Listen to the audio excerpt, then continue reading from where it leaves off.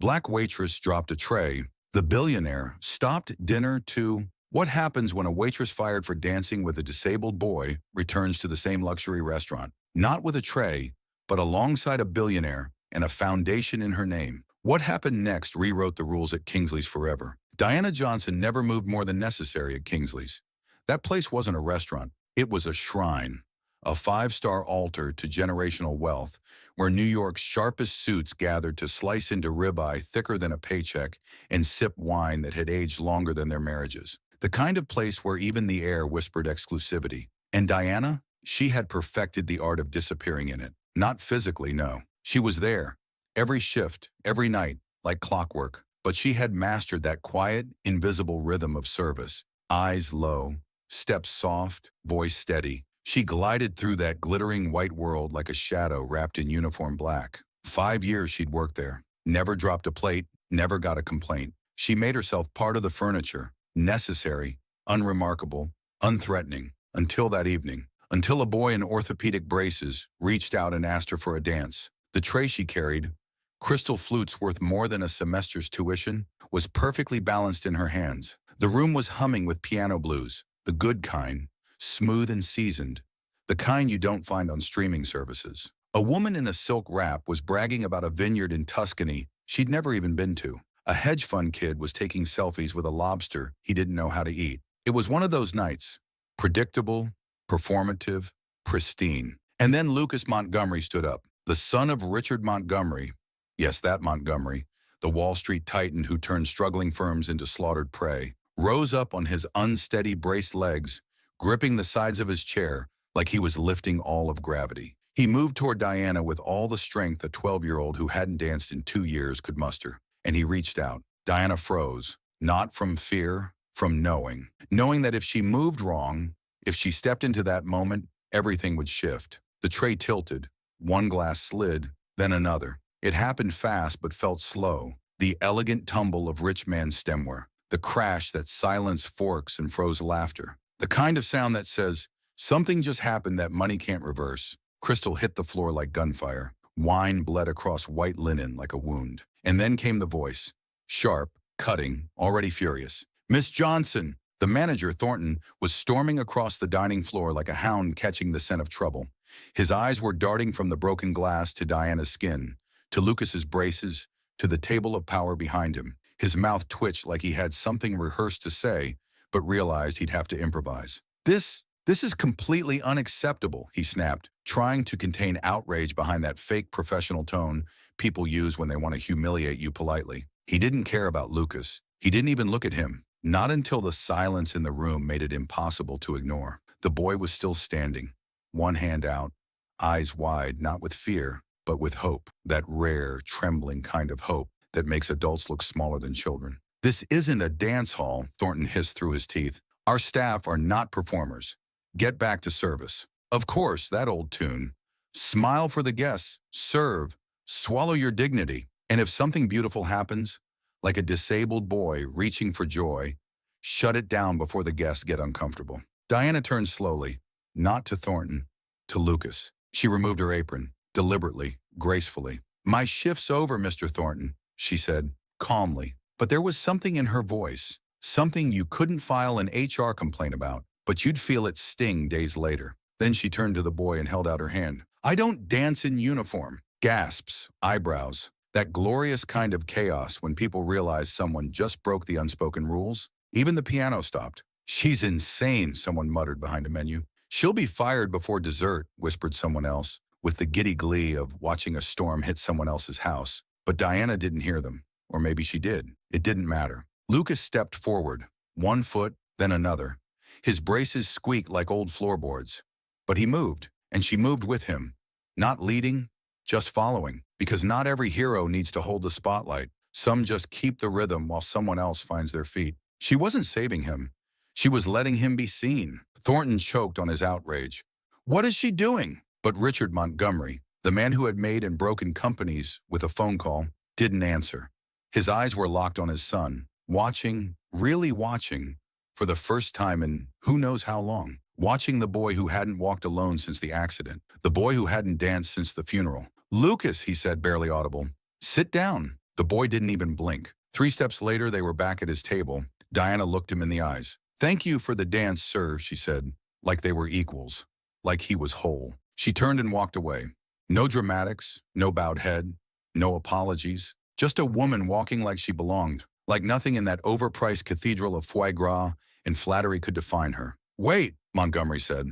The room, mid-whisper, mid-judgment, paused. "What's your full name?" She turned. "Diana Johnson, sir." He reached into his breast pocket and pulled out a card, held it out like a verdict. "My office, tomorrow, 10 a.m. Gasps again. One woman dropped her napkin. A waiter tripped over a chair leg. Diana took the card, hand steady, face still, but her fingers, if you were close enough, trembled, just a little. "Dad," Lucas said, looking up, "why did you do that?" And for a moment the room forgot about Diana, forgot about the dance, because they heard the real question behind the words, "Where have you been?" Diana walked out.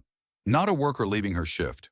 A woman walking back into herself. And for the first time in 5 years, her back didn't hurt from carrying the weight of invisibility. The morning after that night, Diana Johnson stood at the base of the Montgomery Glass Beast, a skyscraper so sleek, so high, it looked like it was built to crush anyone who dared look up at it without a net worth attached to their last name. The tower glittered in the Manhattan sun like it knew it was untouchable. And as Diana craned her neck to take it all in, she felt every fiber of her reality remind her, this ain't your territory. But she didn't flinch, not on the outside. She smoothed the hem of her navy blue skirt, pressed and clean, though it was from a clearance rack 3 seasons ago, adjusted the collar of her white blouse, the one she'd found for $29.99 in a discount bin at a department store that smelled like old carpet and regret. Her palms trembled, not from fear, but from exhaustion, the kind of tired only a strong black woman knows, the kind you get when every day is a performance, every room a test, and every breath has to prove you belong. She stepped through the revolving door like she had a right to be there,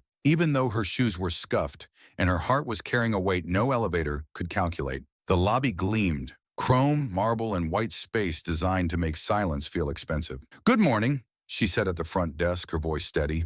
"Diana Johnson, I have an appointment." The receptionist, young, blonde, expressionless, gave her that look. You know the one. The "what department do you clean for" stare. Like Diana must have taken a wrong turn into a world not meant for her. "18th floor," she said after a pause too long to be professional. "Miss Winters will meet you." Glass elevator, of course.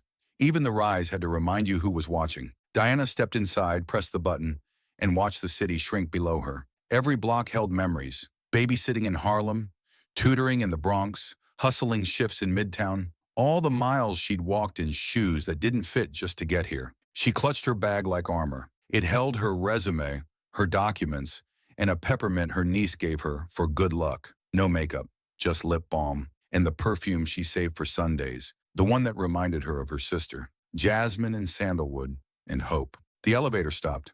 Floor 18 opened up like a vault, quiet, chilly, corporate. Miss Winters greeted her with eyes like knives and posture like punishment. Blonde hair tight in a bun, nails sharp, blouse crisp enough to cut glass. Her voice didn't invite, it delivered. "He's on a call. Follow me." Diana followed. The corridor was all glass and shadows, the kind of place where your reflection looked like it was judging you. People passed them, all suits and soft leather shoes, stealing glances. Some curious, some cautious, like seeing a black woman walking these halls was a fire drill they weren't trained for. Halfway down the hallway, Winters slowed. "Did he fire you?" Diana blinked. "Excuse me?" Clients at that level don't usually schedule meetings unless something's changed. If they make a call, people like you tend to disappear. "People like you." There it was, said with the kind of neutral venom that makes it sound like a fact, not an insult. Diana didn't flinch. She just smiled. The kind of smile you develop when you've been underestimated your whole damn life. "Do you always get to decide where people belong?" she asked coolly. "I follow protocol," Winters replied, like she was filing paperwork with her soul.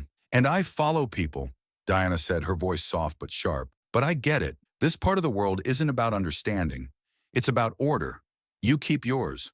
I'll keep mine." The phone on Winters' desk rang. One short chime.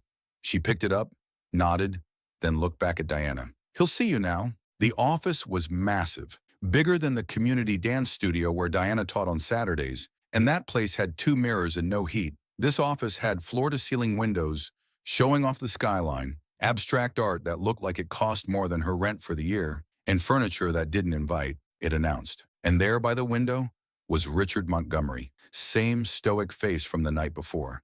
Same energy, tight, controlled, like he swallowed emotions whole and filed them away for audit. "Miss Johnson," he said, gesturing toward a chair. "Please." She sat, not nervously, not arrogantly, just ready. "Do you have a degree?" he asked, like it was the start of a spreadsheet, not a conversation. "Ah, here it comes. Bachelor's in child psychology from NYU, she said. Started a master's in special education. Couldn't finish. Lost funding after the third support program got slashed." He raised a brow. "And you're waiting tables? And working in a bookstore on weekends? And tutoring after hours when families can afford it." He walked to his desk, opened a folder, and slid out a few photographs. Kids in wheelchairs, a room with mismatched mirrors, a broken floor, and smiling faces. "This is Freedom Steps?" "Yes," she said. "Started it with my sister 6 years ago. Pre-COVID, we had nearly 40 students. Now, 7. The building's falling apart. The grants dried up, but we keep going." He studied her, really studied her. Then finally, "Why did you come today?" Diana didn't blink. "Because you invited me." His lips curved, barely. "Fair." A long pause, then quietly. "I want you to work with my son." She inhaled, slowly. "As a nanny?" He flinched. Not visibly, but something in his jaw tightened. "As a therapeutic companion, I have experts. Specialists. None of them reached him. But with you, he walked. He connected." Diana sat straighter. "I'm not a tool," she said, firm. "I don't fix people. I walk with them. I do this because I believe in it. Not because someone waved a check." He nodded. "Name your terms." She smiled. Not smug, not soft, just honest. "Dignity, autonomy, real pay, and you, present, not just in meetings, as a father." He looked at her, not through her, not past her, and something, maybe guilt, maybe memory, shifted behind his eyes. "Tomorrow," he said, 8 a.m., "we'll expect you." She stood. Before leaving, she glanced at a photo on his wall, a woman holding a baby, mid-laugh. Lucas's mother, no doubt. The smile was radiant, and as she stepped back into the hallway, past winter's icy silence, into that same elevator, Diana didn't feel like she was walking out of enemy territory. She felt like she had just claimed ground. The Montgomery estate did not wake with the sun. It gleamed before it. The staff had already scrubbed every mirror, adjusted every curtain fold, and checked every thermostat to make sure perfection remained untouched by time. But this morning, perfection had a visitor, a disruptor, a question in a world that prided itself on answers. And the house knew it. Diana Johnson stepped into that polished silence like she was stepping onto a stage that wasn't built for her. The air inside was still, not peaceful, but watchful, like even the walls were waiting for her to trip. It was the kind of stillness that said, "You don't belong here." And it wasn't loud. It didn't have to be. It spoke in whispers. The way the hallway lights didn't quite brighten as she passed. The way eyes shifted when she entered a room. The way every polished surface reflected her back like a warning. But Diana had walked through worse than whispering walls. She had stepped through school hallways full of whispers, past job interviews where her name got mispronounced and then forgotten, through waiting rooms where her worth was decided by people who didn't know the weight she carried just to be there. This was nothing new. She found Lucas in what they called the recovery room, though it looked more like a designer catalog's idea of a lounge. All glass edges and cream leather, a place where every object was too expensive to be touched, and every sound felt too loud for comfort. He was already seated, upright in a chair that didn't quite fit him, too stiff, too tall, too adult. She walked in quietly, setting her bag down without ceremony. No clipboard, no lab coat, just presence. "Good morning, Mr. Dancer," she said with a slight smile. Lucas didn't respond. His hands tightened on the armrests, knuckles pale, eyes staring forward like the space in front of him was safer than the person beside him. Diana didn't fill the silence with noise. She let it breathe. She knew that kind of silence, the kind that isn't about not speaking, but about fearing what might happen if you do. "This isn't therapy," she said after a beat. "We're not here to fix anything. Today, we break the rules." That made him blink. Subtle but present, one brow lifted. "Progress. First mission," she said, voice even, low but carrying a beat of defiance. "You stand up, not because someone told you to, not because it's time, because you want to, Or maybe because you're just curious if you can. It took him a while. He didn't rush. He didn't look for help. He pressed his palms down against the arms of the chair, like the weight of the world was sitting on his spine. The braces groaned, those cruel metal exoskeletons that everyone said were there to help, but always seemed more like chains than wings. He stood, slowly, barely, but completely on his own. Diana didn't offer her hand, didn't run to catch him. She stood, with him, next to him. That's it. That was the job. Then, the storm came. The door swung open with the kind of energy that says, I built this house, and I'll burn it down if I have to. Richard Montgomery entered not like a man, but like a question mark sharpened into a blade. What's going on in here? He asked, voice low but cutting. Diana didn't turn around, didn't flinch. I'm letting him be what he wants to be.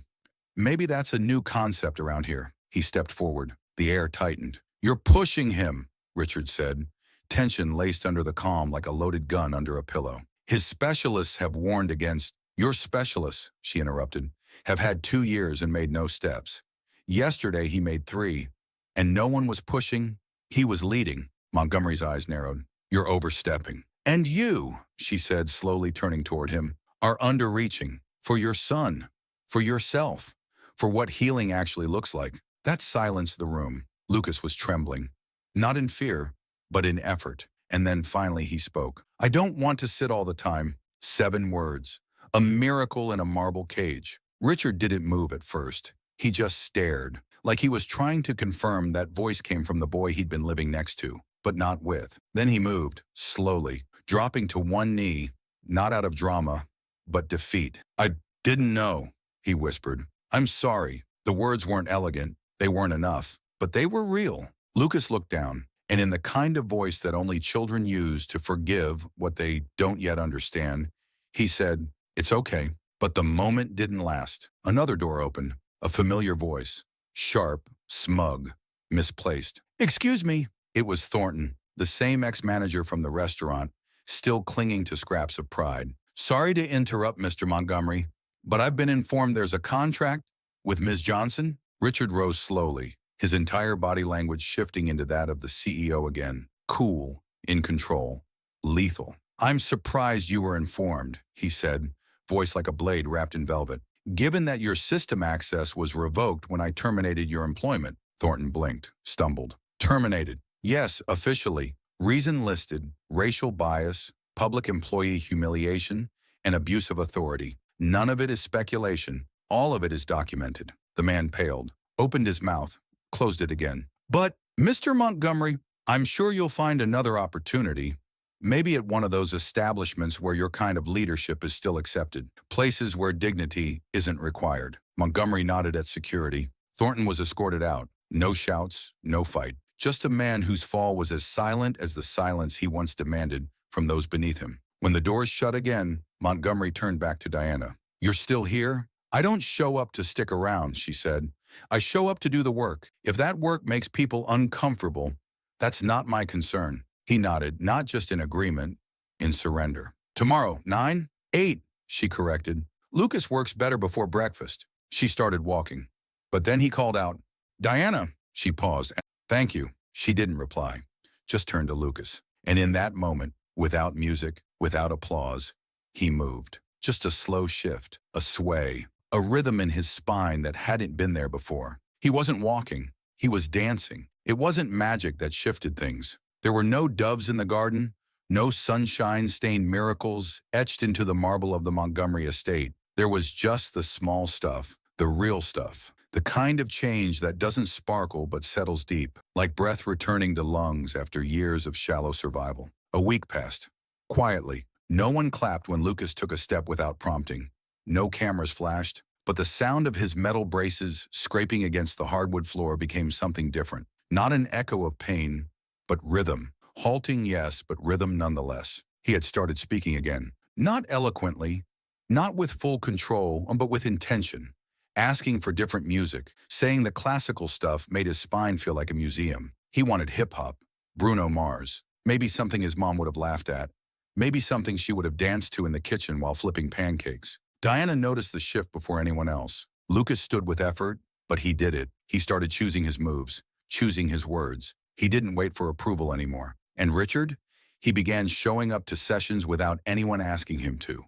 No clipboard, no expectations, just him, just a father, quietly watching. And once, just once, he got up mid-session, walked across the room and said, "Should I get him some water?" Then, without waiting for a maid or an assistant, he poured a glass himself. Diana nearly dropped her notes. Later, she asked Lucas, "Did you see that? Your dad playing butler today?" Lucas, not missing a beat, had shrugged. "He's trying.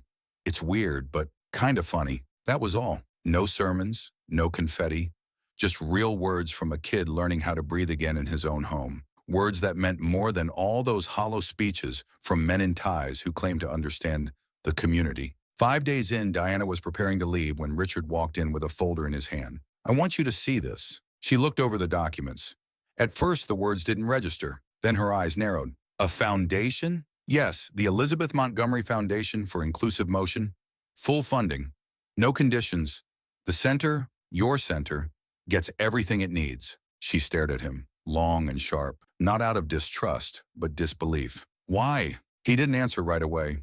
He moved around the room like he was gathering his own words off the furniture, from the floorboards. "Because when I watched you walk beside him that day, not leading, just following, I realized not every leader has to stand in front. Some just walk next to you. And if it hadn't been for you, he'd still be silent." Diana lowered the papers, lips tight. "That's not my victory. It's his decision." He nodded. "Exactly. But you gave him a space where that decision was possible." She looked down at the paperwork again. Real signatures. Real numbers. "No pilot program. No, we'll consider this." This wasn't a maybe. This was a door. "I'm not looking for gratitude," he said. I want other kids to get a shot at moving. Really moving. The way Lucas finally is." Her voice softened. "And you? When's the last time you danced?" A sad little smirk cracked across his face. "Probably when my wife was still alive. Since then, I've just been spinning in circles. Guilt. Silence. Routine." She tilted her head. "Well, Mr. Montgomery, maybe it's time you got back on the floor." That moment, it didn't need music. He nodded. Not like a man nodding in a boardroom, like a man nodding in surrender, to possibility, to movement, to being more than what he used to be. That evening, Diana walked back into Kingsley's, not with a tray, not in a uniform, this time in a deep green blazer and quiet shoes. Behind her walked Lucas, braces and all, and next to him, Richard Montgomery, the billionaire who once barely saw her existence, now letting her lead. And the moment they entered, the restaurant stood up. It wasn't out of fear. This was something else. Respect. Recognition. The new manager, a black woman in her early 30s, named LaToya, handpicked by Diana, stepped forward with confidence. "Welcome back, Miss Johnson," she said, beaming. The room felt flipped, like a satire turned real. The same floor where Diana had been humiliated now held a fundraiser for her foundation. And Lucas, the boy who had been caged in silence, now held a microphone. Yes, a microphone. This was the evening launch of the foundation. A presentation, not a performance. And Lucas was first to speak. "My name is Lucas," he said, his voice clear and sure, if still a bit quiet. "I didn't always dance. I didn't always talk. But one day I saw a woman drop a tray and not run away. And I thought, maybe if she's not afraid, I could try something too." Diana stood to the side. No tears, no standing ovations. Just her, upright, grounded, with that kind of stillness that says, "I've earned this." Later, Richard spoke. No prepared speech, no bullet points. "It's easy to judge from the top," he said. "I've done it. I've lived there. But I'm learning. And this foundation, it's not about charity. It's not about a tax write-off. It's about course correction.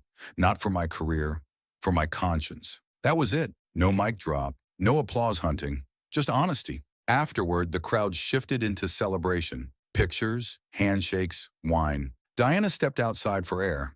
The night was thick with summer and street noise, New York being its usual loud, unbothered self. "Diana?" She turned. A couple in their 60s approached. The woman wore pearls, the man a vest and quiet shoes. Familiar but not intimate. "We were there that night," the woman said. "At Kingsley's. When you danced. We left. Didn't know how to respond. But we never forgot it." The man nodded. "It was the most honest thing we'd seen in 2 decades. Diana nodded. No performance in her smile. Just presence. "Thank you. I was just following." They nodded and left. She stayed. Watched the lights blur into each other. Watched the world keep spinning, without asking for permission. And for the first time in a long, long while, she didn't feel like she was running to catch up. She wasn't retreating. She was rooted. No music played. No spotlight shone. But her body moved anyway, and that was enough.